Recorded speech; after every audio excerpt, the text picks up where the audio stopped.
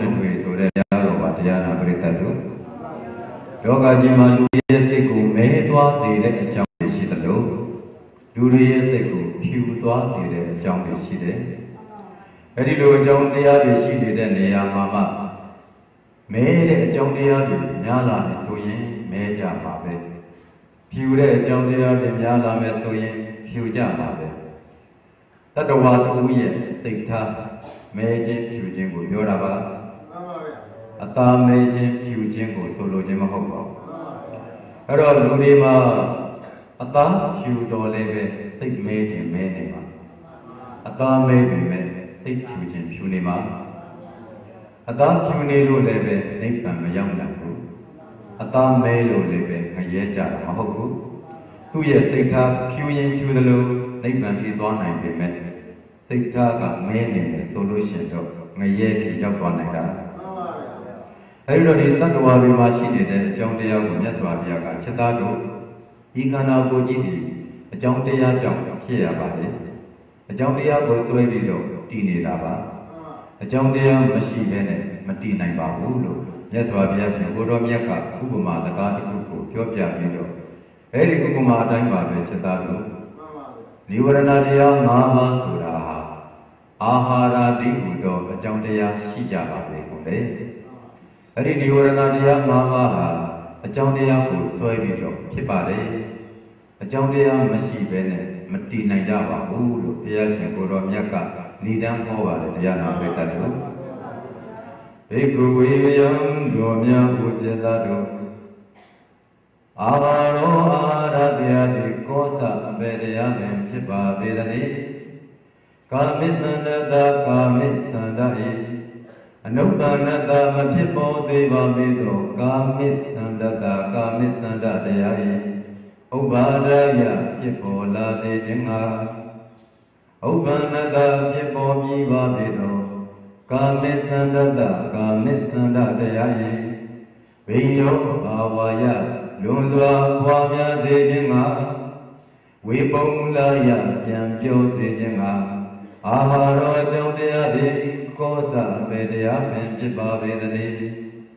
ဘေကုဝေယံတို့မြောက်မှုစေတာတို့သူဘာနိမိတ်တံတင့်တယ်ပါလေဆိုတဲ့သူဘာနမိတ်တိအတ္တိရှိပါပေတတ္ထာတို့တင့်တယ်ပါပေသောသူဘာနမိတ်၌အာယောနိတောအနတိကာရဘဟုတိကာရောမသိလျောသောအပြင်နှလုံးသွင်းခြင်းအမှုကိုကျိပံများစွာပြုခြင်းသည်အတ္တိရှိပါပေအယံဤကဲ့သို့တင့်တယ်သောနမိတ်တို့၌မသိလျောသောနှလုံးသွင်းခြင်းကိစ္စကိုကျိပံများစွာပြုခြင်းသည်ဟူသောသဘောတရားသည်အနုပ္ပန္နတာမဖြစ်ပေါ်သေးပါပေသောကာမိသန္တတကာမိသန္တာဤဥပ္ပါဒယဖြစ်ပေါ်ခြင်းကဥပ္ပန္နတာဖြစ်ပေါ်ပြီးပါပေသောကာမိသန္တတကာမိသန္တတရားဤဘေယောဘဝယလွန်စွာပွားများစေခြင်းအကျိုးငါဝေဘုံလာယပြန်ပြောစေခြင်းအကျိုးငါအာဟာရောအကြောင်းတရားပင်ဖြစ်ပါပေဟူ၍ဘဂဝါမြတ်စွာဘုရားရှင်ကိုယ်တော်မြတ်ကြီးသည်အဝေါ်စကောင်းစွာမသွေဟောကြားတော်မူခဲ့ပါပေတော်တည်း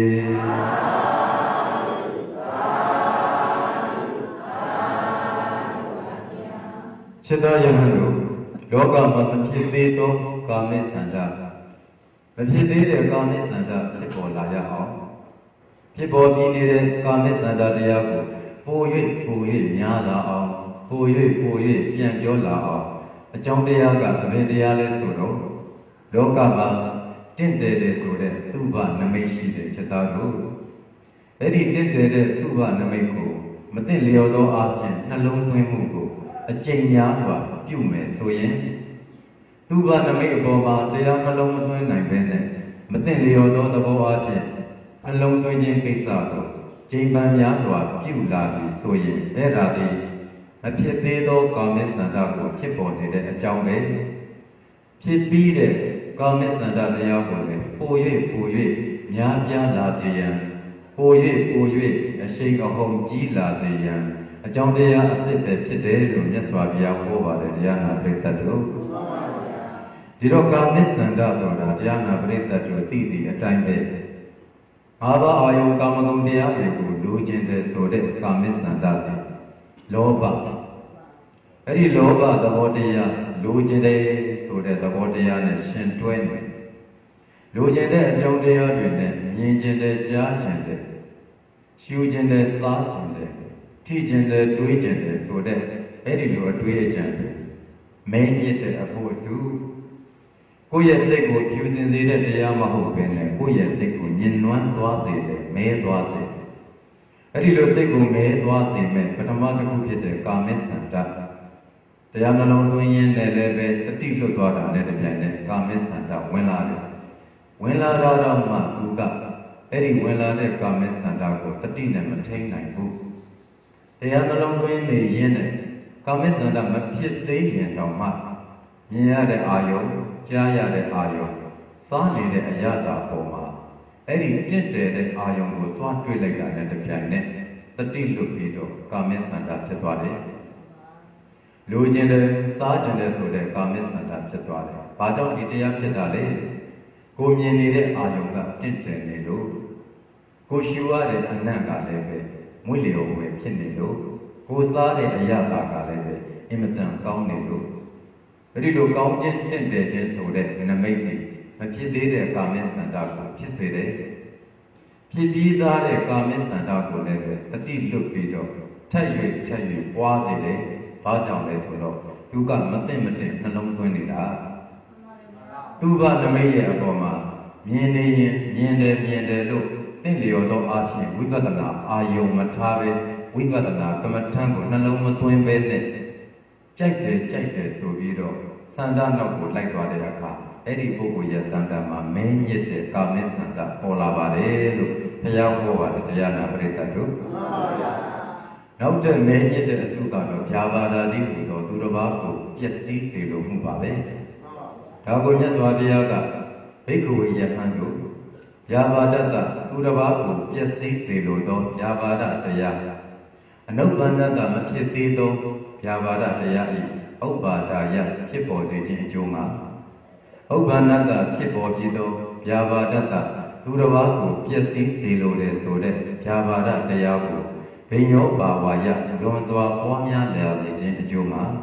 ဝေဘုံလာယပြန်ပြောစေခြင်းအကျိုးမှာအာဟာရအကြောင်းတရားတွေကတမောစအဘေတရားပင်ဖြစ်ပေနည်းလို့ဘုရားရှင်ကိုရောမြတ်ကယဟန်တော်များကိုမေးခွန်းနဲ့စပြီးဟောတယ်။ဗျာပါဒတရားဆိုတာရှိတယ်ချက်သားတို့အဲ့ဒီဗျာပါဒမဖြစ်သေးရင်လည်းဖြစ်လာအောင်ဖြစ်ပြီးသားတဲ့ဗျာပါဒကိုလည်းပို့ပြီးအရှိန်အဟုန်တိုးလာအောင်လုပ်ပေးတဲ့အကြောင်းတရားကဘယ်တရားလဲဒီတော့မြတ်စွာဘုရားကဘိက္ခဝေယဟန်တို့လောကေလောကနဲ့ပဋိက္ခနိမိတ်ံထိပါခြင်းဒီဟူသောပဋိက္ခ၏အာယုန်နမိတ်တို့သည်အတ္တိရှိကုန်၏တထထိုထိပါခြင်းဒီဟူသောပဋိက္ခ၏အာယုန်နမိတ်၌အာယောနေသောမနတိကာရဘဟုလိကာရောမသိလျော်သောအားဖြင့်နှလုံးသွင်းခြင်းကိစ္စကိုကျင့်ပန်းများစွာပြုခြင်းသည်ရှိပေ၏အယံဤကဲ့သို့ထိပါခြင်းဒီဟူသောပဋိက္ခ၏အာယုန်၌မသိလျော်သောအားဖြင့်နှလုံးသွင်းခြင်းကိုကျင့်ပန်းများစွာပြုခြင်းသည်အနုပ္ပန္နတမဖြစ်သေးသောဗျာပါဒတဗျာပါဒ၏ဥပ္ပါဒာယဖြစ်ပေါ်စေခြင်းအကျိုးမှာဥပ္ပန္နတဖြစ်ပေါ်ပြီးသောဗျာပါဒတဗျာပါဒ၏ဘိညောဘာဝါယလွန်စွာပွားများလာစေခြင်းအကျိုးမှာဝေဘုံလာယပြန်ပြောလာစေခြင်းအကျိုးမှာအာဟာရအကြောင်းတရားတွေဖြစ်ပေတယ်လို့မြတ်စွာဘုရားသည်ဗျာပါဒ၏အကြောင်းကိုဟောပါတယ်တရားနာပရိသတ်တို့ဘုရားတို့တရားနာပရိသတ်တို့ရဲ့စိတ်ထဲမှာနောက်ထပ်မင်းမြစ်တဲ့အရာတစ်ခုကဗျာပါဒတရားနှလုံးမသွင်းလို့တင့်လျောက်ပတ်တဲ့လောနီတော်မနတိကာရမရှိသူများကိုဖျက်ဆီးခြင်းတဲ့စိတ်ပေါ်တတ်တယ်သူများအောင်မြင်နေလို့ရှိရင်သူ့အောင်မြင်မှုကိုဖျက်ဆီးခြင်းတဲ့သူများဘုံကြီးနေရင်သူ့ရဲ့ဘုံကြီးမှုကိုဖျက်ဆီးပစ်ခြင်းတဲ့သူများတွေစီးပွားလက်လာပါတိုးတက်နေတယ်အဲ့ဒီစီးပွားလက်လာပါကိုဖျက်ဆီးပစ်ခြင်းတဲ့ဆိုတဲ့ဗျာပါဒတရားအယိုင်းတရားအမဲတရားရှိတယ်အဲ့ဒီတရားတွေဘယ်အချိန်မှာပေါ်တယ်လဲလို့မြတ်စွာဘုရားကအကြောင်းကိုပြဟောတဲ့အခါမှာ ထိပါခြင်းတည်ဟူသောသူတစ်ပါးကိုထိခြင်းတဲ့ပုတ်ခတ်ခြင်းတဲ့ဒေါသထွက်ခြင်းတဲ့ဆိုတဲ့ပဋိကရဲ့အာယုန်နမိတ်ဆိုတာရှိတယ်ပဋိကရဲ့အာယုန်နမိတ်ဆိုတာအဲ့ဒီအာယုန်နမိတ်အပေါ်မှာသူကတင့်တယ်လျောက်ပတ်သောအာဖြင့်တရားနှလုံးမသွင်းနိုင်ပဲနဲ့မသိမတင်သောအာဖြင့်နှလုံးသွင်းမှုကိုချိန်ခံများစွာပြုလာပါရောအဲ့ဒီလိုမသိတင်စွာနဲ့နှလုံးသွင်းမှုကိုချိန်ခံများစွာပြုလာရင်မဖြစ်သေးတဲ့ဗျာပါဒပေါ်လာလိမ့်မယ်ဖြစ်ပြီးတဲ့ဗျာပါဒလည်းပဲပို၍အရှိန်အဟုန်ကြီးလာ၍ပို၍များလာလိမ့်မယ်လို့မြတ်စွာဘုရားဒီဗျာပါဒရဲ့အကြောင်းကိုဟောတဲ့တရားနာပရိသတ်တို့ဒီတော့ဘယ်လိုမျိုးကိုယ့်ရဲ့စိတ်ကိုမသိလျော်သောနှလုံးသွင်းတယ်လဲဆိုတော့ကိုမြင်နေရတဲ့သူတယောက်ရဲ့အောင်မြင်မှုကိုမြင်နေရတဲ့သူတယောက်ရဲ့ဂုဏ်သိက္ခာကိုကြားနေသိနေရတဲ့သူတယောက်ရဲ့ပြည့်စုံကြွယ်ဝမှုအဲ့ဒီပြည့်စုံကြွယ်ဝမှုဆိုတာမနာလိုအိတ်တာမစ္စရိယများတဲ့သူတွေအတွက်ဆိုလို့ရှိရင်ပဋိကအာယုန်တွေပဲသူများကိုထိခိုက်ခြင်းတဲ့သူများကိုထိပါခြင်းတဲ့ဆိုတဲ့သဘောတရားရဲ့အာယုန်တွေဖြစ်နေတယ်အမှန်တကယ်တော့ဒါပြဟာဝန္တာပိတ္တမဲ့တင်းတင်ပြောက်တဲ့နှလုံးသွင်းတတ်တဲ့ပုဂ္ဂိုလ်အတွက်ဆိုရင်မုဒိတာရဲ့အာယုန်တွေဖြစ်ရမှာကိုသူ့အတွက်ကတော့အိတ်တာမစ္စရိယဖြစ်ဖို့အာယုန်ထိပါစေတဲ့အာယုန်သူများကိုဖျက်ဆီးစေခြင်းတဲ့အာယုန်တွေဖြစ်သွားရတော့တယ်။ဒါကြောင့်ကိုယ့်ရဲ့စိတ်နှလုံးကိုမဆုံးမနိုင်တဲ့ပုဂ္ဂိုလ်တွေရဲ့စိတ်တန်တန်မှာ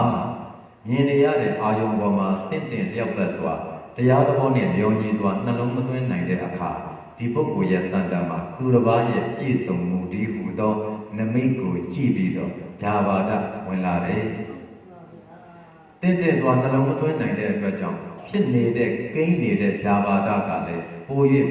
အရှိန်အဟုန်ကြီးသွားတယ်။ဘာကြောင့်လဲဆိုတော့သူသည်မသိလျော်စွာနှလုံးသွင်းမှုကိုသာချိန်ခံများစွာပြုတတ်တဲ့အတွက်ကြောင့်ဖြစ်ပါတယ်။နောက်တစ်ပတ်မြတ်စွာဘုရားရှင်ကိုတော်မြတ်ကြီးကချက်သားတို့နောက်ထပ်မင်းမြတ်သောတရားအစုသည်ထိဏမိတ်တာတိဟူသောထိုင်မိုင်းနိုင်ရင်းမှုပဲဖြစ်တယ်။အဲ့ဒီထိဏမိတ်တာတိဟူသောသဘောတရား၏အကြောင်းတရားကအဘယ်တရားလဲ။မဖြစ်သေးသောထိဏမိတ်တာကိုဖြစ်စေခြင်းကဖြစ်ပေါ်နေပြီးတဲ့ထိဏမိတ်တာကိုပို၍ပွားလာစေခြင်းကပို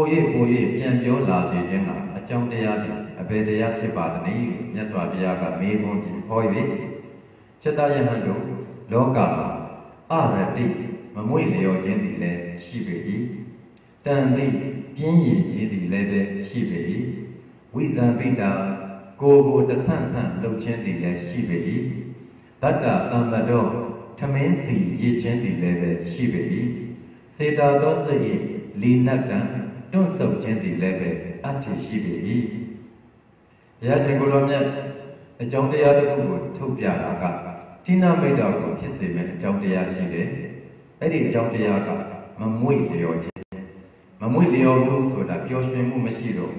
တရားအားထုတ်တယ်ဆိုလည်းပဲသူကပျော်ရွှင်စွာနဲ့အားထုတ်တာမဟုတ်ဘူးဖိအားနဲ့အားထုတ်နေတာကုသိုလ်ကောင်းမှုလုပ်တယ်ဆိုလို့ရှိရင်လည်းပဲသူဒီဖိအားနဲ့ကုသိုလ်ကောင်းမှုလုပ်နေတာကိုယ်ဘာသာကိုပျော်ရွှင်စွာနဲ့ရှင်ပြစွာနဲ့လုပ်တာမဟုတ်ဘူးအဲ့ဒီလိုမျိုးမမွေ့လျော်မှုဖြစ်လာပြီဆိုရင်တန်တိဆိုတဲ့ပြင်းရည်မှုဖြစ်လာပြီဆိုရင်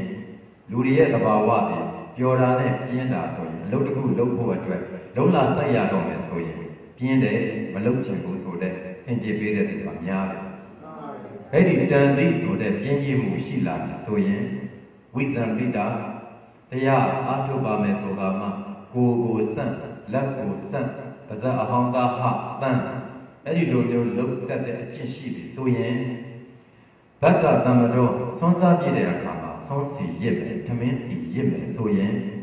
ဒါမှမဟုတ်စေတာသောစိတ်လီနတ်တတွန့်ဆုတ်စိတ်ကလည်းထက်ထက်တန်တန်စိတ်မရှိဘူးတွန့်ဆုတ်ကုသိုလ်ကောင်းမှုလုပ်ရမှာကိုတွန့်ဆုတ်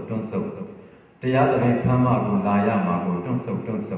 အဲ့ဒီလိုစိတ်တွေတွန့်ဆုတ်ပြီးတော့နေမယ်ဆိုလို့ရှိရင်တထထိုကဲ့သို့သောသဘောတရားတို့နဲ့အာယောနိသောမနတိကာရဘဟုလီကာရော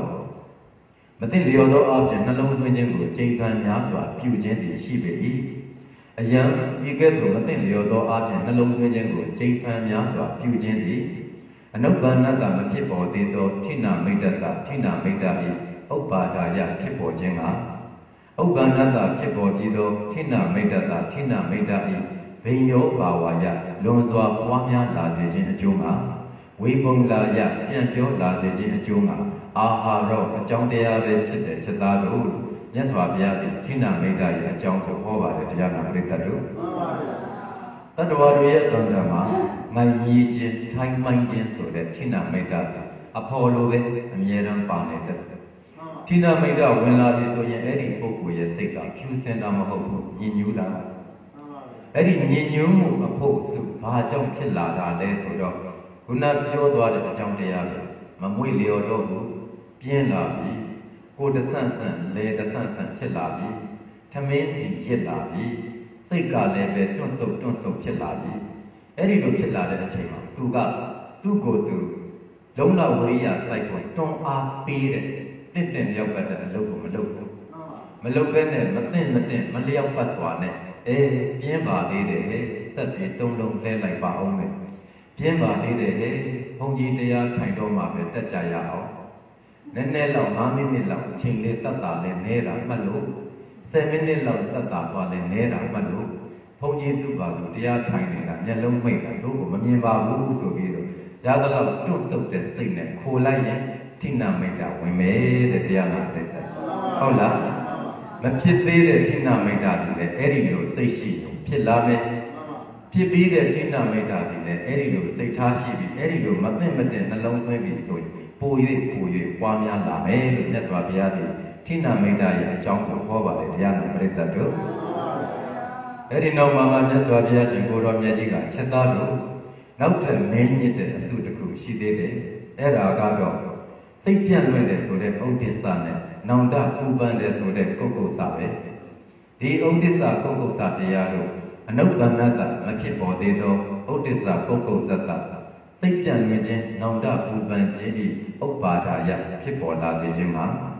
ဥပ္ပန္နတဖြစ်ပေါ်ပြီးသောဥဒိစ္စကုက္ကုဇတစိတ်ပြန့်လွင့်ခြင်းဥဒိစ္စနောင်တပူပန်ခြင်းကုက္ကုဆတရားတို့ကိုဘိညောဘာဝယလွန်စွာပွားလာစေခြင်းမှာ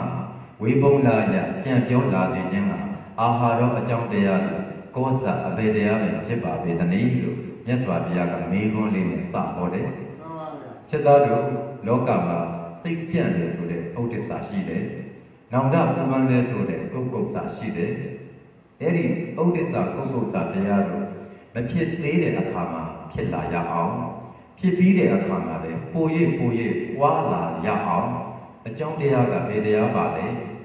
ဟောဒီလောကကြီးမှာဆိုရင်ချက်သားတို့ကြီးစေတသောစိတ်၏အရူပသမောမငြိမ်းခြင်းတည်းဟူသောသဘောတရားသည်အတ္တိရှိပေ၏တထထိုကဲ့သို့စိတ်မငြိမ်းခြင်းစီတည်းဟူသောသဘောတရား၌အာယောနိသောမနတိကာရဘဟုလီကာရော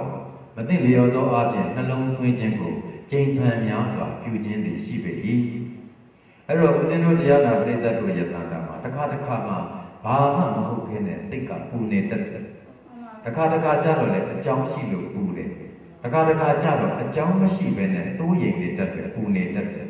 အဲ့ဒါကိုစေတာသောအဟုပသမော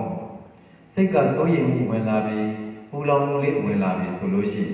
ဥပါဒံကြောင့်ဥပတ်ဖြစ်တယ်လို့ကြားဘူးတယ်မလားကိုကဒီနေရာမှာတင့်ရောက်ပတ်စွာတရားနှလုံးမသွင်းနိုင်ပဲနဲ့စိတ်ကလေးပူလာရင်ငြိမ်းအေးမှုချက်ချင်းပြန်ရအောင်နီးစပ်ရာအာယုံယူပြီးတော့ကမ္မထမ်းအာယုံယူရမယ်အစားမယူဘဲနဲ့စိတ်ထဲမှာထင်ကနေဖြစ်သွားတယ်ဘ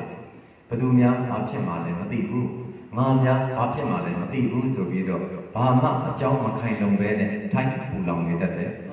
အဲ့ဒါဆိုစိတ်ပြန့်သွားပြီအဲ့ဒါဆိုရင်စိတ်တွေပူလောင်လာပြီဒါဆိုရင်ဥဒိစ္စပုဂ္ဂုဆဖြစ်တော့မယ်စိတ်ကငြိမ်သက်မှုဆိုတာလူတိုင်းမှာအခါမရွေးဖြစ်တတ်တဲ့သဘောတရားအချိန်မရွေးဖြစ်တတ်တဲ့သဘောတရားဒါကိုသူကတရားမရှိတတ်ဒါကိုသူကတရားနဲ့မဆုံးမတတ်အဲ့ဒါကြောင့်မြတ်စွာဘုရားကဘေကုဝေယံတော်များဘုရားသားတို့တတ္ထထိုကဲ့သို့စိတ်မအေးငြိမ်းခြင်းတည်းဟူသောသဘောတရား၌အာယောနိသောမနတိကာရဘုဒ္ဓီကာရောမသိလျော်သောအပြင်နှလုံးသွင်းခြင်းဆိုတဲ့ကိစ္စကိုကျိန်ပံများစွာပြုခြင်းသည်အတ္တိရှိပါ၏အယံဤမသိလျော်သောအပြင်နှလုံးသွင်းခြင်းကိုကျ ချိန်မှန်များစွာပြုနေခြင်းသည်အနုပါဒတာမဖြစ်ပေါ်သေးပါပေသောဥဒိစ္စကုက္ကုသတ္တစိတ်ပြန့်လွယ်ခြင်းသည်ဟူသောဥဒိစ္စနောင်တပူပန်ခြင်းသည်ဟူသောကုက္ကုသတရားတို့၏ဥပ္ပါဒာယဖြစ်ပေါ်စေခြင်းငှာဥပ္ပန္နတာဖြစ်ပေါ်ပြီးပါပေကုန်သောဥဒိစ္စကုက္ကုသတ္တစိတ်ပြန့်လွယ်ခြင်းသည်ဟူသောဥဒိစ္စနောင်တပူပန်ခြင်းသည်ဟူသောကုက္ကုသတရား၏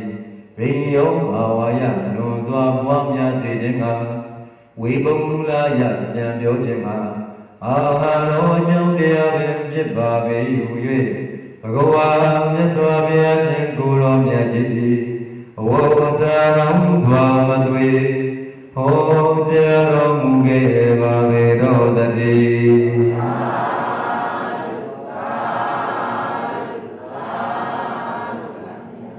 စိတ်တွေပြန့်နေပြီစိတ်တွေပူပန်နေပြီဆိုရင်အဲ့ဒီစိတ်ကိုညင်ညူးတဲ့စိတ်လို့ခေါ်ပါတယ်တရားနာပရိသတ်တို့အဲ့ဒီညင်ညူးတယ်ဆိုတဲ့မဲခြင်းရဲ့အကြောင်းတရားကတော့စိတ်ပူလောင်မှုပဲ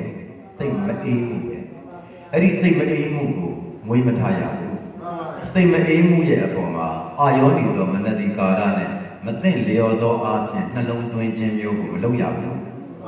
သိလျော်သောအားဖြင့်နှလုံးသွင်းခြင်းကိစ္စကိုသာလုပ်၍ကျင့်မှန်များစွာတရားနှလုံးသွင်းပြီးမှပျောက်မှာဒီလိုမှတရားနှလုံးမသွင်းပေးလို့ရှိရင်စိတ်ပြန့်မယ်နောင်တပူပန်မယ်ဘယ်လိုပဲထိမ့်ထိမ့်စိတ်ကိုဘယ်လိုထိမ့်ထိမ့်တရားနဲ့မထိမ့်သမျှကာလပတ်လုံးပို၍ပွားလာမယ်စိတ်ထိမ့်တယ်လို့ဆိုပေမဲ့သူထိမ့်ပုံထိမ့်နည်းကစိတ်ပူတာကိုသူများကိုပြန်ပြီးပြောပြတယ်စိတ်ပူတာကိုပဲထိုင်ပြီးထက်ခါတွေးနေတယ်ကိုတယောက်တည်းခံစားရတာမတတ်နိုင်လို့ဘေးလူကိုပါအဖော်ပြုပြီးနားထောင်စေတယ်တကယ်တမ်းငြိမ်းအေးမှုကိုသူမရဘူးတကယ်ငြိမ်းအေးမှုကသူများကိုသွားပြောပြလို့လည်းမငြိမ်းဘူး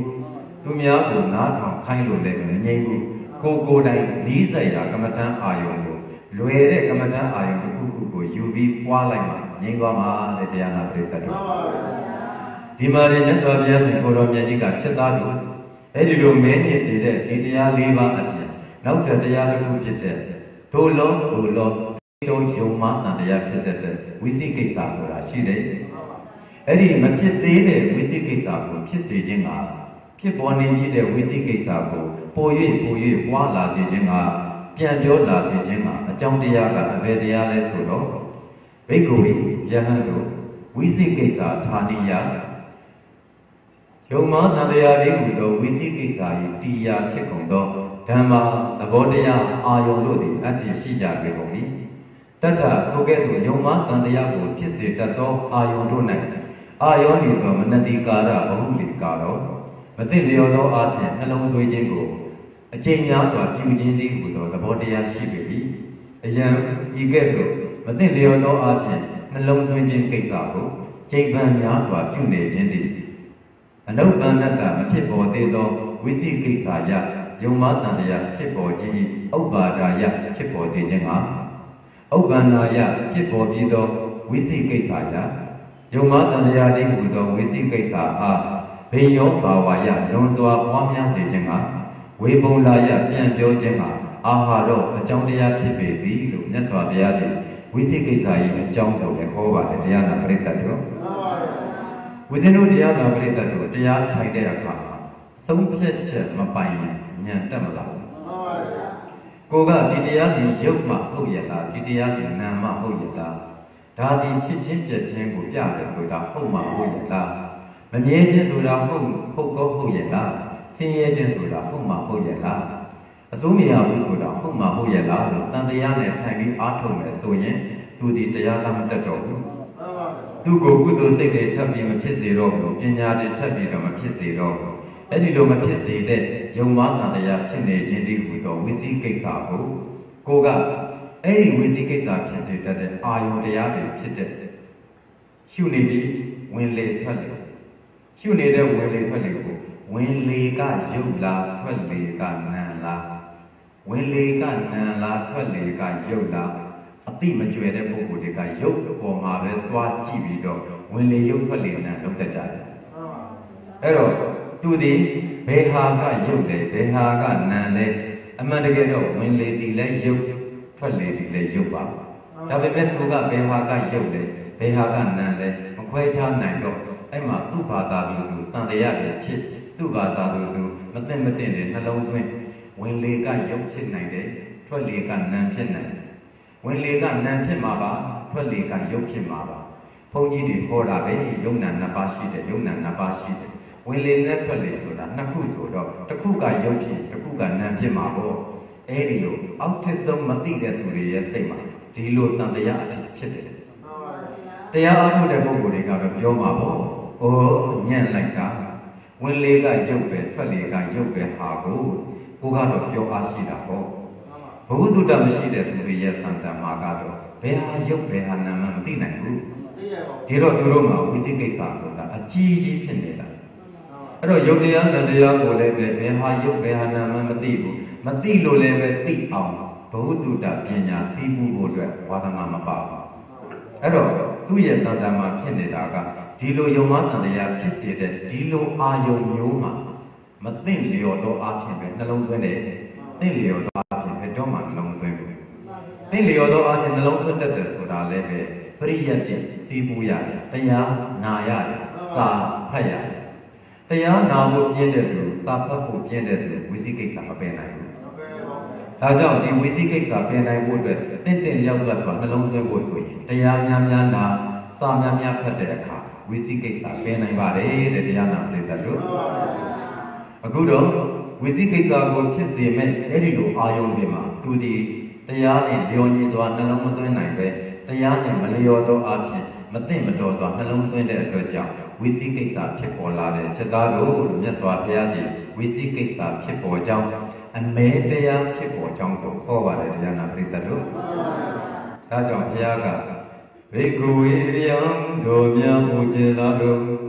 တေယတာဘေဥပမာအဘေကေတုန်ဤဟူမူကားအယံကာယောဤခန္ဓာကိုယ်ကြီးသည်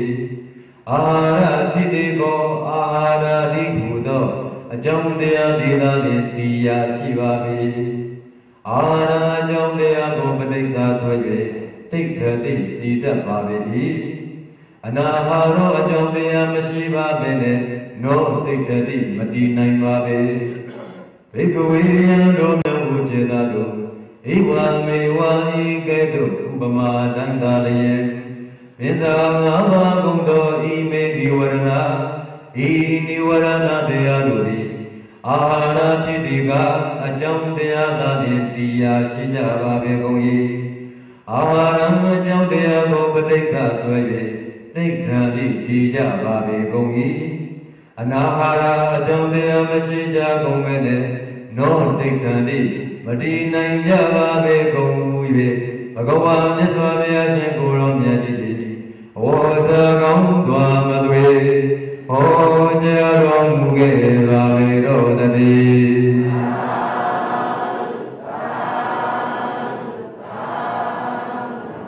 အဲ့ဒီလိုဘုရားရှင်ကိုယ်တော်မြတ်ကြီးသည်မင်းမြတ်တော်တရားအစုတို့၏အကြောင်းတရားကိုကာယသုတ်တံမှာပြပြတဲ့အခါ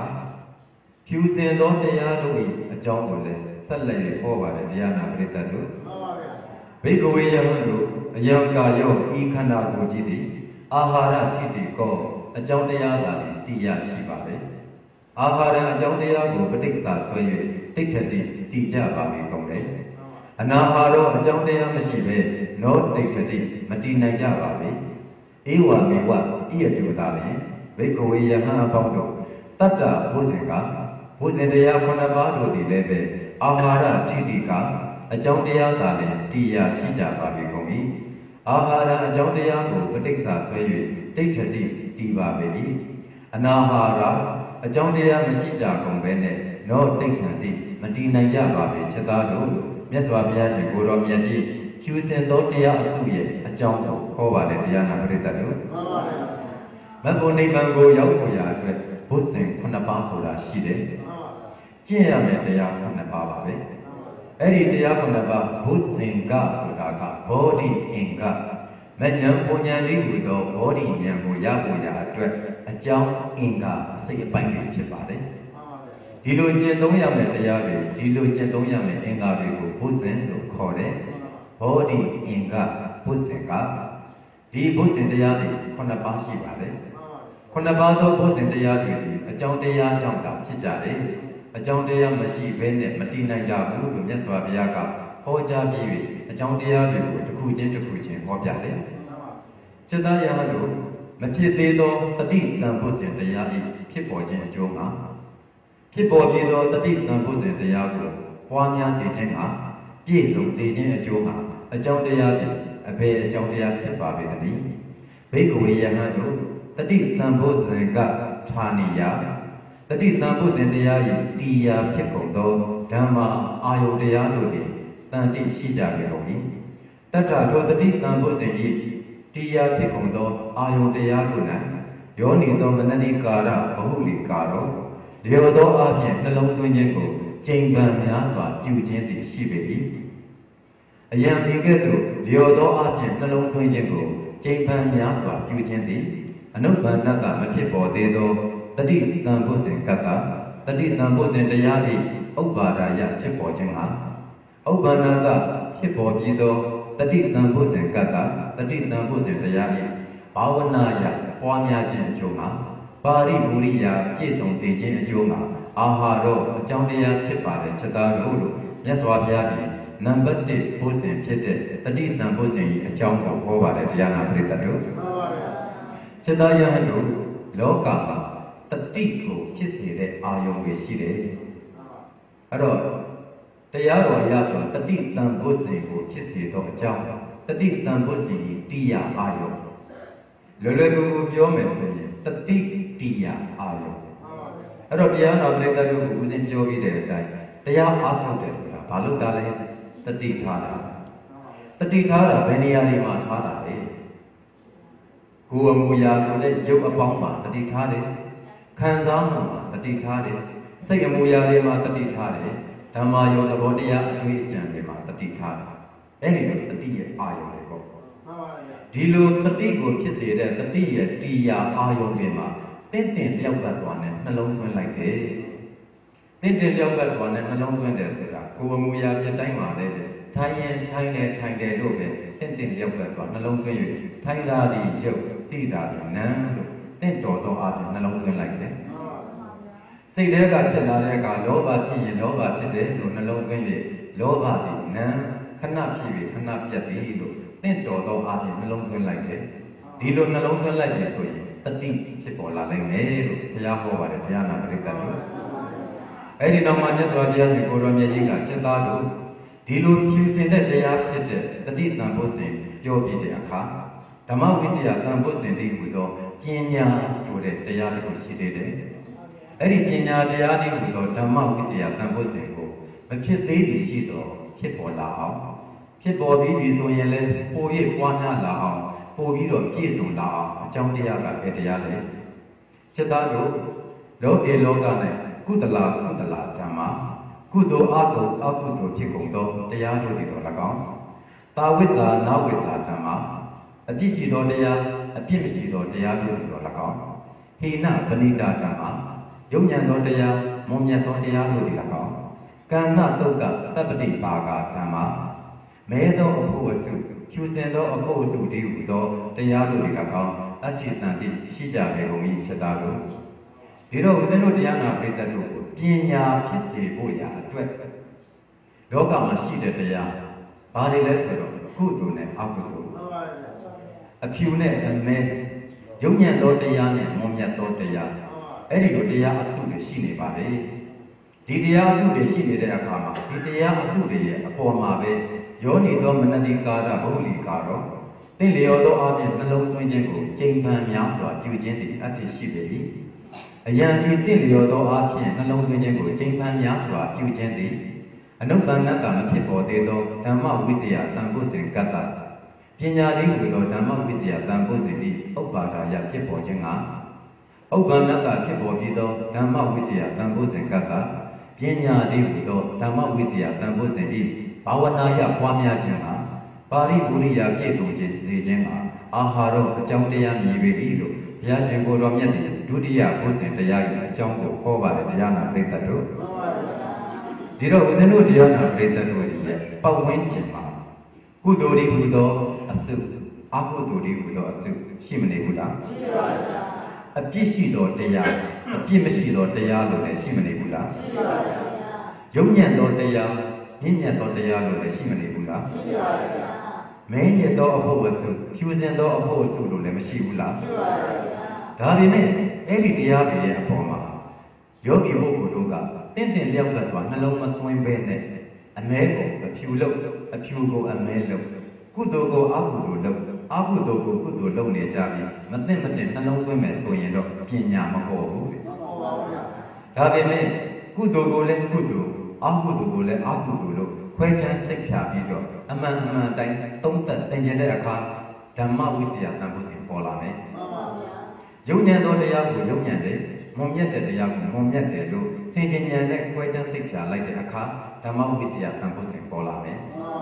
မဲတော့အစုကိုမဲတယ်ဖြူတဲ့အစုကိုဖြူတယ်လို့စင်ကြင်ဉာဏ်နဲ့သေချာသုံးသပ်တဲ့အခါဓမ္မဝိဇ္ဇာတန်ဖိုးစီပေါ်လာပါလိမ့်မယ်လို့မြတ်စွာဘုရားသည်ပညာလေးဟူသောဓမ္မဝိဇ္ဇာတန်ဖိုးစီဖြစ်ပေါ်ကြောင်းအကြောင်းတရားဖြူစင်သောတရားအစုဖြစ်ပေါ်ကြောင်းတရားအကြောင်းတရားဟောပါတယ်တရားနာပရိသတ်တို့จิตသားရဟန်းတို့အဲ့ဒီလိုနှစ်ခုမြောက်ဓမ္မဝိဇ္ဇာတန်ဖိုးစဉ်ရဲ့အကြောင်းကိုပြောပြတဲ့အခါဝိရိယတန်ဖိုးစဉ်ကမဖြစ်ပေါ်သေးရင်ဖြစ်ပေါ်အောင်ဖြစ်ပေါ်လာပြီးရင်လည်းပို၍ပွားလာအောင်ဖြစ်ပေါ်လာပြီးပို၍ပြည့်စုံလာအောင်လို့အကြောင်းတရားကအဘယ်တရားဖြစ်ပါပေသနည်းจิตသားရဟန်းတို့လောကမှာအာရမ္ဗဓာတုအာထုတ်ခြင်းသည်ဟူသောအာရမ္ဗဓာတုနိက္ကမဓာတု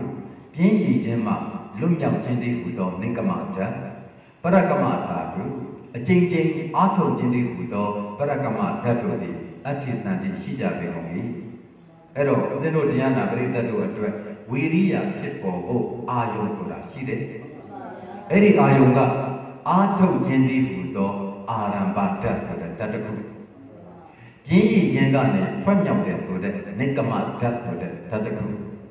ပြီးတော့ထက်ခါအားထုတ်တယ်ဆိုတဲ့ပရကမဓာတ်ဆိုတဲ့ဓာတ်တစ်ခုဓာတ်သုံးခုရှိတယ်အဲ့ဒီဓာတ်သုံးခုစိတ်ထဲမှာကိန်းအောင်နေရမယ်အဲ့ဒီဓာတ်သုံးခုအပေါ်မှာယောနိသောမနတိကာရဘုံလီကာရောကျိန်ပန်းများစွာတင့်လျော်သောအခြင်းနှလုံးသွင်းခြင်းကိစ္စကိုပြုခြင်းရှိပေ၏အယံဤကဲ့သို့တင့်လျော်သောအခြင်းနှလုံးသွင်းခြင်းကိုကျိန်ပန်းများစွာပြုခြင်းသည်အနုပန္နတာမဖြစ်ပေါ်သေးသောဝိရိယတန်ဖိုးစဉ်ကတ္တဝိရိယတန်ဖိုးစဉ်ဤဥပ္ပါဒာယဖြစ်ပေါ်ခြင်းလားဥပ္ပန္နတာဖြစ်ပေါ်ပြီးသောဝိရိယတန်ဖိုးစဉ်ကတ္တဝိရိယတန်ဖိုးစဉ်ဤဘာဝနာယပွားများလာစေခြင်းလားပါရိဝိရိယပြည့်စုံစေခြင်းလားအာဟာရအကြောင်းတရားပင်ဖြစ်ပေတယ်လို့ဝိရိယဖြစ်ပေါ်ကြောင်းအကြောင်းကိုမြတ်စွာဘုရားဟောပါတယ်တရားနာပရိသတ်တို့ဝိသင်းတို့တရားနာပရိသတ်တို့တွေမှာလိုနေတာဝိရိယဝိရိယရဲ့အစာဘာတွေဖြစ်နေလဲဆိုတော့ပြင်းတယ်ငိုက်တယ်အဲ့ဒီပြင်းတယ်ငိုက်တယ်ဆိုတာတွေကိုလွန်မြောက်အောင်လို့နိကမဓာတ်ကိန်းအောင်လုပ်ရမယ်ပြင်းခြင်းကနေလွန်မြောက်လာပြီဆိုအဲ့ဒီလွန်မြောက်တဲ့အပေါ်မှာမှတင့်လျော်သောအားဖြင့်နှလုံးသွင်းမှုကိုထပ်လုပ်လိုက်တဲ့အခါဘယ်လိုလုပ်မလဲ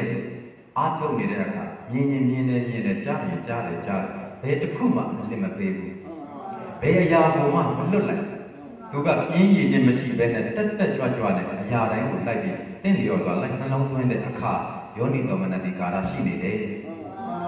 တက္ကကြိုးစားအားထုတ်တဲ့ပရကမဓာတ်ကလည်းရှိနေပြန်ရောတခါတည်းကြိုးစားလိုက်တာမဟုတ်ဘူးတက္ကကြိုးစားပြီးငိုက်သွားခြင်းနဲ့မငိုက်နဲ့တက္ကဖြူပြီးငိုက်ချင်လာပြီးမငိုက်နဲ့တက္ကထပ်ရှုပြီးမငိုက်အောင်လို့အာယုံကိုတက္ကနှလုံးသွင်းအဲ့ဒီပရကမဓာတ်ရှိလာပြီဆိုဝိရိယတန်ဖိုးစဉ်ပေါ်လာတော့မယ်အဲ့ဒီဝိရိယတန်ဖိုးစဉ်ဆိုတာဘောဓိဉာဏ်ကိုရခြင်းအင်္ဂါတစ်ခုပဲဖြစ်တဲ့အတွက်ကြောင့်ဖြူစင်သောတရားအစုအဲ့ဒီဖြူစင်သောတရားအစုရဲ့အကြောင်းတရားကတော့ဦးဇင်းတို့တရားနာပရိသတ်တို့ရဲ့တန်တမှာအာရမ္ဗဓာတ်နိက္ကမဓာတ်ပရကမဓာတ်ဆိုတဲ့ဓာတ်သုံးခုရဲ့အပေါ်မှာတင့်လျောက်ပတ်စွာနှလုံးသွင်းပြီးတရားအားထုတ်ပါဒါပါပဲနော်ဒီတော့မြတ်စွာဘုရားရှင်ကိုတော်မြတ်ကြီးကချက်သားတို့ဝိရိယတန်ဖိုးစဉ်ရဲ့အကြောင်းကိုဟောပြတဲ့အခါပီတိတန်ဖိုးစဉ်ရဲ့အကြောင်းကိုငါဘုရားဟောမယ်အဖြစ်သေးသောပီတိတန်ဖိုးစဉ်ကိုဖြစ်စေခြင်းကဖြစ်ပေါ်ပြီးသောပီတိတန်ဖိုးစဉ်ကိုပူ၍ပွားများလာစေခြင်းမှာ ပို၍ပို၍ပြည့်စုံလာစေခြင်းမှာအဘယ်အကြောင်းတရားနည်းကိုချက်သားယဟန်တို့ပိဋိတံဘုဇင်ကဌာနိယပိဋိတံဘုဇင်၏တရားဖြစ်သောဓမ္မာအာယုန်တရားတို့သည်အတ္တိရှိကြပြီတထထိုကဲ့သို့နှစ်သက်ခြင်းတည်းဟူသောပိဋိတံဘုဇင်၏တရားအာယုန်တရားတို့၌ယောနိသောမနတိကာရဘုလိကာရောလျော်သောအပြင်နှလုံးသွင်းခြင်းကိုကျင့်ခံများစွာပြုခြင်းသည်အတ္တိရှိပေ၏အယံပေကဲ့သို့လျော်သောအပြင်နှလုံးသွင်းခြင်းကိုကျင့်ခံများစွာပြုနေခြင်းသည်အနုပ္ပန္နတာမဖြစ်ပေါ်သေးသောပိဋိတံဘုဇင်ကတ္တပိဋိတံဘုဇင်၏ဥပ္ပါဒာယဖြစ်ပေါ်ခြင်းကဥပ္ပန္နတာဖြစ်ပေါ်နေပြီးသောပိဋိတံဘုဇင်ကတ္တပိဋိတံဘုဇင်၏ဘာဝနာယပွားများစေခြင်းကပါရိပူရိယပြည့်စုံစေခြင်းကအာဟာရအကြောင်းတရားမြည်၏လို့ဘုရားဟောပါတယ်ဘုရားနာပရိသတ်တို့ဒီတော့ဦးဇင်းတို့တရားနာပရိသတ်တို့တရားအားထုတ်တဲ့အခါမှာပထမဇန်တိဟူသောတမာတိတည်ခြင်းမှုကိုရောက်ဖို့ပီတိမလိုဘူးလားကိုအားထုတ်တဲ့အာယုံပေါ်မှာကိုကျေနပ်နေရ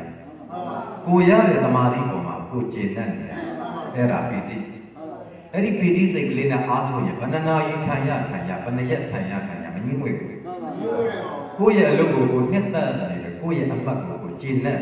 အဲ့ဒီပီတိဖြစ်ပေါ်လာစေတဲ့အကြောင်းတရားကတော့ကမ္မထအာယုံပဲကမ္မထအာယုံလေးပီတိတို့ရဲ့တရားအာယုံပဲဒီပီတိတွေတည်စေနိုင်တဲ့ဝိပဿနာအာယုံပေါ်မှာသူကတင့်တယ်ရောက်ပတ်စွာနှလုံးမသွင်းနိုင်ပဲနဲ့မသိမတင်နှလုံးသွင်းလိုက်ပြီးဆိုပါစို့ဥပမာအားဖြင့်ပီတိကိုဖြစ်စေတဲ့အမှတ်မြဲခြင်း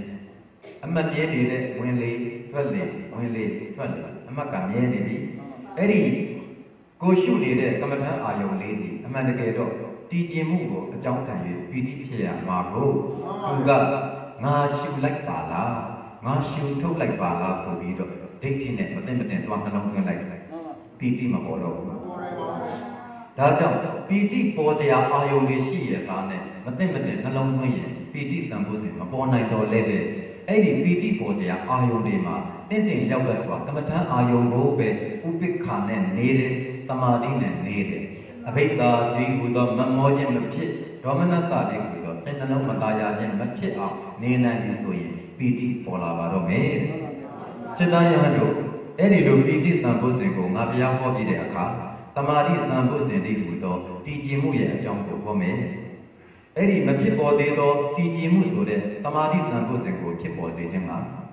ဖြစ်ပေါ်နေပြီးတဲ့သမာဓိတန်ဖိုးစဉ်ကိုပို၍ပွားများစေခြင်းကပို၍ပြည့်စုံစေခြင်းကအဘယ်တရားဖြင့်အကြောင်းတရားဖြစ်ပေမည်နည်းဘိက္ခုယဟန်တို့သမထနိမိတ်ံကိလေသာတို့ကိုငြိမ်းစေသောသမထနမိတ်သမထအာယုန်တို့သည်၎င်းအဖြက်ကနိမိတ်ံတည်ကြည်ခြင်းသည်ဟူသောတမာတိကိုဖြစ်စေတဲ့အာယုန်နမိတ်တို့သည်၎င်းအတ္တိရှိကုန်၏အဲဒီတော့ဦးဇင်းတို့တရားနာပရိသတ်တို့အတွက်တမာတိဖြစ်စေမဲ့နမိတ်တွေရှိတယ်ကိလေသာကိုငြိမ်းစေတဲ့အတွက်ကြောင့်သမထလို့ခေါ်သောမေတ္တာပွားခြင်းဂုဏ်တော်ပွားခြင်းဝင်လေထွက်လေရှုနေခြင်းအဲ့ဒီအဆင့်ဒီသမထအဲ့ဒီသမထအာယုံဆိုတာရှိတယ်ဒီသမထအာယုံကိုကြည့်နေရင်းနဲ့သမာဓိရရမှာအပြက်ကနိမိတ်တံဆိုတဲ့တည်ကြည်တဲ့တခုတည်းသောအာယုံရှိစေရမယ်တခုတည်းသောအာယုံဖြစ်လာအောင်လုပ်ယူလို့ရတဲ့နမိတ်တွေလည်းရှိတယ်ဒါတွေကတော့ကတိုင်းဘက်မှာဆိုအဖြူတို့အဝိုင်းစတဲ့ကတိုင်းနမိတ်တွေကမ္မထအာယုံတွေဒီဘက်ကဝိပဿနာဘက်မှာဆိုဝင်လေထွက်လေဆိုတဲ့ကမ္မထအာယုံတွေဖရာဂုဏ်တော်ဆိုတဲ့ကမ္မထအာယုံတွေအတိုင်းမသိသောပတ္တဝပညာဆိုတဲ့ကမ္မထအာယုံတွေအဲ့ဒီအာယုံတွေဟာသမာဓိဖြစ်စေတဲ့အာယုံတွေပါသမာဓိဖြစ်စေတဲ့ဒီအာယုံတွေမှာအကျင့်ပုဂ္ဂိုလ်တွေတင့်လျောက်ပတ်စွာနှလုံးမသွင်းဘူးဆိုရင်တော့တတ္တဝပညာကိုအာယုံပြုပြီးတော့လည်းမေတ္တာမပွားနိုင်ပဲနဲ့အဘိဓါအိတ်တာတွေပွားခြင်းပွားမယ်ဝင်လေထွက်လေကိုပွားများပြီးတော့အိစ္ဆဒုက္ခအနတ္တမြင်ရမယ်အစားပြင်းတယ်ဟဲရှူရတာခက်တယ်ဟဲမရှူခြင်းပဲနဲ့ရှူနေရတယ်ဟဲနဲ့မသိမတင်နှလုံးသွင်းလိုက်တဲ့အခါမှာတော့၎င်းသမာဓိမဖြစ်တော့ဘူးဒါကြောင့်ဒီသမာဓိတရားဖြစ်ပေါ်ဖို့ရာဆိုရင်သမထနမိတ်တွေအပြက်ကနိမိတ်တာလို့ခေါ်တဲ့သမာဓိတရားတည်ခြင်းမူတရားကိုဖြစ်စေတဲ့နမိတ်တွေရဲ့အပေါ်မှာယောနိသောမနတိကာရဘုံလိကာရောသင်လျော်သောအပြင်နှလုံးသွင်းခြင်းကိုကျင့်ခံများစွာပြုပေးပါအဲ့ဒီလိုကျင့်ခံများစွာသင်လျော်သောအပြင်နှလုံးသွင်း၍ကမ္မထံကိုကမ္မထံအတိုင်းသာအားထုတ်နေမယ်ဆိုရင်သ ตมาธิตามผู้สิ่งกัตตะตมาธิตามผู้สิ่งตยะนัดคิดดีคิดเล็กไหมคิดวิญญปูยึดวาละไหมปูวิโดพิสงลาบาเล็กไหมดูเนี่ยสวัสดิ์เขาว่าเดียนันเลยแต่ดูชะตายาดูนับสมผู้สิ่งกับคิดเด็ดอุเบกขาตามผู้สิ่งရဲ့အကြောင်းကိုဟောမယ်อุเบกขาตามผู้สิ่งမဖြစ်သေးဘူးဆိုရင်ဖြစ်အောင်ဖြစ်ပြီးသားဖြစ်တဲ့ဥပ္ပစ္စာဥပ္ပခာတန်ဖို့စဉ်ကိုပိုရပွားလာအောင်ပိုရပြည့်စုံလာအောင်အကြောင်းတရားတွေအဘယ်တရားလေးကိုဘိက္ခဝေယဟန်တို့ဥပ္ပခာတန်ဖို့စဉ်ကဌာနိယဥပ္ပခာတန်ဖို့စဉ်ဒီဟူသောလိလူရှုခြင်းတရား၏တရားဖြစ်ကုန်သောဓမ္မအာယုံတို့သည်အဋ္ဌိရှိကုန်၏ဒီတော့ဦးဇင်းတို့တရားနာပရိသတ်ဝင်လေထွက်လေလို့ရှုနေတာအမှန်တကယ်ဘယ်အထိရောက်အောင်အားထုတ်ရမှာလဲဆိုတော့လိလူရှုနိုင်တဲ့ဥပ္ပခာရောက်တဲ့အထိအားထုတ်ရမှာမဟုတ်ဘူးလားဒီတော့ဒီလိလူရှုခြင်းဒီဟူသောဥပ္ပခါတို့၏တရားအာယုန်သည်ဝင်လေထွက်လေပဲလိလူရှုခြင်းဒီဟူသောဥပ္ပခါအာယုန်၏တရားသည်သွားတယ်ရက်တယ်ထိုင်တယ်လျောင်းတယ်ပဲလိလူရှုတယ်ဆိုတဲ့ဥပ္ပခါတို့၏တည်နိုင်ရာတရားသည်စားတယ်ကိုယ်တယ်ဆန့်တယ်ဆိုတဲ့အာယုန်တွေပဲအဲ့ဒီအာယုန်တွေရဲ့အပေါ်မှာတင်လျောက်ကစွာနှလုံးသွင်းမယ်ဆိုရင်မဖြစ်သေးတဲ့ဥပ္ပခါဖြစ်လာမယ်ဖြစ်ပြီးတဲ့ဥပ္ပခါတို့ပို၍ပွားလာမယ်ပို၍ပြည့်စုံလာမယ်လို့မြတ်စွာဘုရားဟောပါတယ်တရားနာပရိသတ်တို့အဲ့ဒီလိုနဲ့ဘုရားရှင်ကိုရောမြတ်ကြီးကချက်သားရဟန်းတို့မင်းကျက်သောនិဝရဏတရား၅ပါးမှာလည်းမင်းကျက်သောအကြောင်းတရားတွေရှိတယ်လို့ဖြူစင်တဲ့ဘုဇင်တရား9ပါးမှာလည်းဖြူစင်စေတဲ့အကြောင်းတရားတွေရှိတယ်ဆိုပြီးဘုရားရှင်ကိုရောမြတ်ကြီးကာယတုတ်တံမှာဟောပါတယ်တရားနာပရိသတ်တို့ဘေကဝေယံတို့မြတ်ဘုရားသာတို့ဘေယတာဘေဥပမာအဘေကေသူနိဘုမူကအယံကာယောဤခန္ဓာကိုယ်ကြီးသည်အာရတိတိကိုအကြောင်းတရားသာနှင့်တရားရှိပါ၏အာရအကြောင်းတရားကိုပဋိစ္စဆွဲ၍တိဋ္ဌတိတည်တတ်ပါ၏အနာဟာရောအကြောင်းတရားမရှိပါဘဲနဲ့နောတိဋ္ဌတိမတည်နိုင်ပါ၏ဘေကဝေယံတို့မြတ်ဘုရားသာတို့ဧဝမေဝဤဥပမာတိုင်းသာလျင်တတ္တခုနှစ်ပါးကုန်သောဤမေဘုဇင်ကဤဘုဇင်ကတရားတို့သည်အာဟာရတိတိကအကြောင်းတရားသာဖြင့်တရားရှိကြပါပေကုန်၏အာဟာရအကြောင်းတရားကိုပဋိစ္စဆွဲ၍တိဋ္ဌံတိတည်နေကြပါပေကုန်၏အနာဟာရအကြောင်းတရားမရှိကြကုန်ပဲနဲ့နောတိဋ္ဌံတိမတည်နိုင်ကြပါပေကုန်၏ဘဂဝါမြတ်စွာဘုရားရှင်ကိုယ်တော်မြတ်ကြီးသည်အဝေါ်စာကောင်းစွာမတွေ့ဟောကြားတော်မူခဲ့ပါပေတော်တည်း